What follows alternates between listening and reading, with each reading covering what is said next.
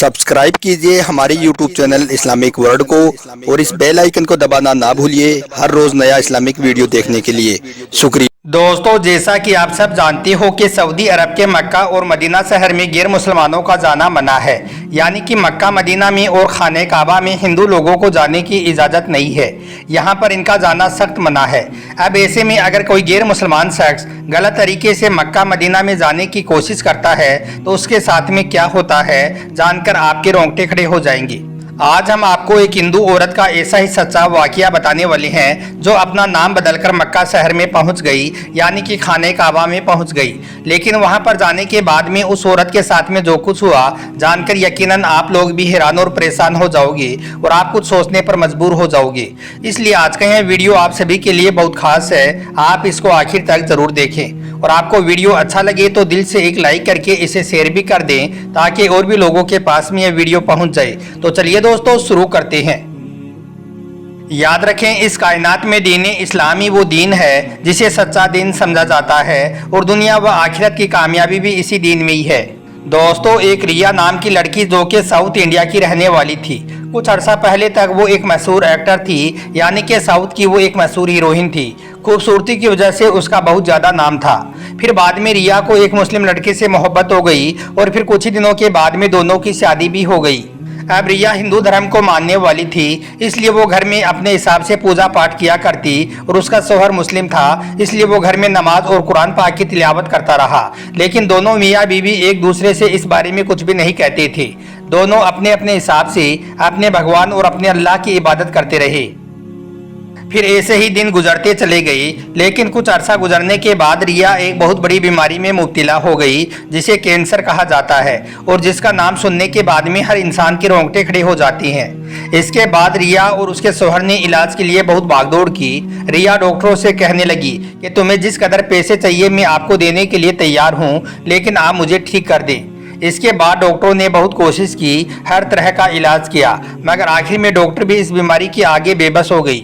अब इस औरत को अपनी जिंदगी की कोई भी उम्मीद नजर नहीं आ रही थी।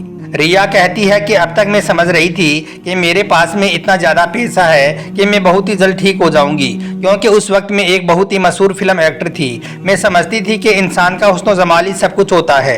लेकिन फिर जब मैं कैंसर जैसी बड़ी बीमारी में मुब्तला हुई तो मुझे समझ में आ गया कि यह पैसा या हुस्न जमाल कुछ भी काम का नहीं है। इसलिए फिर एक बार मैंने सोचा कि क्यों ना मैं खुदकुशी कर लूं, मगर फिर मुझे अपने छोटे छोटे बच्चों का और अपने शौहर का ख्याल आ गया कि मेरे जाने के बाद में इनका क्या होगा।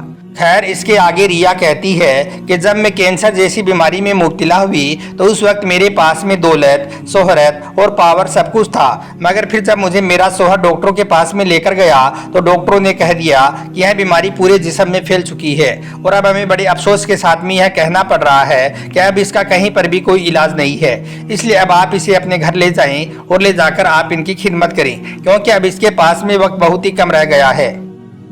रिया बताती है कि इसके बाद मेरा शौहर मुझे घर ले आया, लेकिन फिर मेरे शौहर के जहन में एक ख्याल आया।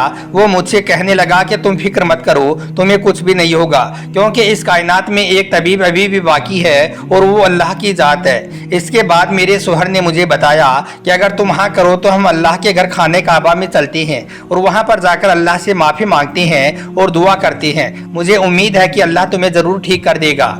रिया कहती है कि अब मुझे ज़िंदगी की तमाम रंगरेलियों से नफरत सी हो चुकी थी, क्योंकि जिनका मुझे गुमान था उनका मुझे कुछ भी फ़ायदा नहीं हुआ था। इसलिए फिर जब मेरे शौहर के मुँह से मैंने मक्का का और अल्लाह के घर का नाम सुना तो मुझे ऐसा महसूस हुआ कि अभी भी मेरे बचने की एक उम्मीद बाकी है। इसलिए फिर मैंने अपने शौहर से कहा कि हाँ, हम ज़रूर मक्का की ज़ियारत के लिए चलेंगे और वहाँ पर जाकर अल्लाह की बारगाह में सच्चे दिल से माफ़ी मांगेंगे और वहाँ पर हम अपने मर्ज़ की शिफा के लिए दुआ भी करेंगे, क्योंकि अब मुझे भी यकीन हो चुका था कि हमारी इस बीमारी का इलाज अल्लाह के घर में ज़रूर मिलेगा। दोस्तों, रिया कहती है कि इसके बाद मैंने कलमा पढ़कर इस्लाम कबूल कर लिया। फिर मेरे शौहर ने मेरा नाम रिया से बदलकर हीना रख दिया और उसी नाम से मेरा पासपोर्ट बनवा दिया और फिर हम दोनों मियाँ बीबी खाने काबा के लिए रवाना हो गई। रिया जो अब हीना हो चुकी थी वो कहती है कि आज मैं बेहद ज़्यादा खुश थी, क्योंकि आज मैं पहली बार अल्लाह के घर की तरफ जा रही थी। फिर आखिर वो वक्त भी आ गया जब हम दोनों मियाँ बीबी खाने काबा में दाखिल हो गई। रिया कहती है कि जैसे ही मेरी पहली नज़र खाने काबा पर पड़ी तो मेरी आंखों से आंसू जारी हो गई और मुझे अपने माजी पर बहुत अफसोस होने लगा, क्योंकि अब तक की सारी ज़िंदगी मैंने गुनाहों में गुजारी थी। इसके बाद मैंने खाने काबा के सामने बैठकर बड़ी आजिज़ी से दुआ मांगी कि ए मेरे परवरदिगार, मेरी इस बीमारी का इलाज दुनिया के किसी भी डॉक्टर के पास में नहीं है। डॉक्टरों ने बहुत कोशिश की मगर उन्होंने जवाब दे दिया है कि अब मैं नहीं बचूंगी, इसलिए ए मेरे रब, अब मुझे सिर्फ तेरे से ही एक उम्मीद बाकी है। फिर मैंने खाने काबा का तवाफ किया और साथ में यह दुआ भी करती रही कि ए मेरे अल्लाह, मुझे मायूस ना करना। या अल्लाह, मेरी बीमारी ठीक करके उन डॉक्टरों को हैरान कर देना जो कह रही हैं कि इस बीमारी का अब कोई इलाज नहीं है। रिया कहती है कि अब मैं मुकम्मल तौर पर ईमान ला चुकी थी। इसके बाद में मैं मक्का के बड़े बड़े उलमाओं के पास में हाजिर हुई। उन्होंने मुझे कुरान पाक की कसरत से तिलावत, अल्लाह का जिक्र और रसूल अकरम सल्लल्लाहु अलैहि वसल्लम पर दरूद सलाम और ज़्यादा से ज़्यादा आब जमजम पीने की तलकीन फरमाई। अब मेरे दिल को बहुत ही राहत और इत्मीनान होने लगा था और मुझे अल्लाह के प्यारे नबी हज़रत मोहम्मद सल्लल्लाहु अलैहि वसल्लम के उस फरमान पर भी यकीन हो गया था कि आब जमजम को जिस मकसद के लिए भी पिया जाए, इंसान का वो मकसद हल हो जाता है। इसलिए अब मुझे भी यह पूरा यकीन हो गया था कि अब मेरी यह बीमारी भी ज़रूर ठीक हो जाएगी।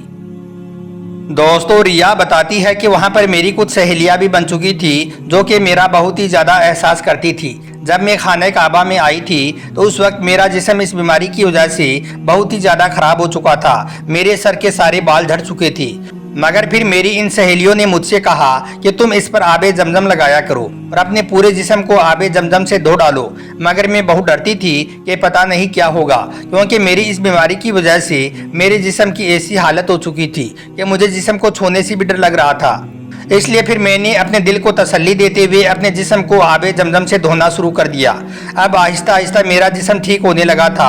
अब धीरे धीरे मेरी बीमारी भी ठीक हो रही थी। फिर कुछ दिनों के बाद में अल्लाह का करम ऐसा हुआ कि मेरी तकलीफ और मेरी बीमारी दोनों ही पूरी तरह से ठीक हो चुकी थी, जिसे देखकर मैं हैरान रह गई और खुशी भी इतनी ज़्यादा हुई कि जिसे शब्दों में बयान भी नहीं कर सकती हूँ, क्योंकि अल्लाह ताला ने मेरी दुआओं को कबूल फरमा लिया था। फिर मैंने जल्दी से अपने शोहर को यह खुशखबरी सुनाई तो मेरा शोहर भी यह सुनकर खुशी से उछल पड़ा और वहीं पर सजदे में गिर पड़ा और अल्लाह का शुक्र अदा करने लगा। मेरे शोहर को तो यकीन ही नहीं हो रहा था कि जिस बीमारी के बारे में बड़े बड़े डॉक्टरों ने जवाब दे दिया है वो बीमारी इतनी जल्दी कैसे ठीक हो सकती है। फिर मेरे शोहर ने कहा कि बेशक अल्लाह की ज़ात बहुत बड़ी है, अल्लाह जो चाहे कर सकता है, अल्लाह के यहाँ पर कुछ भी नामुमकिन नहीं है।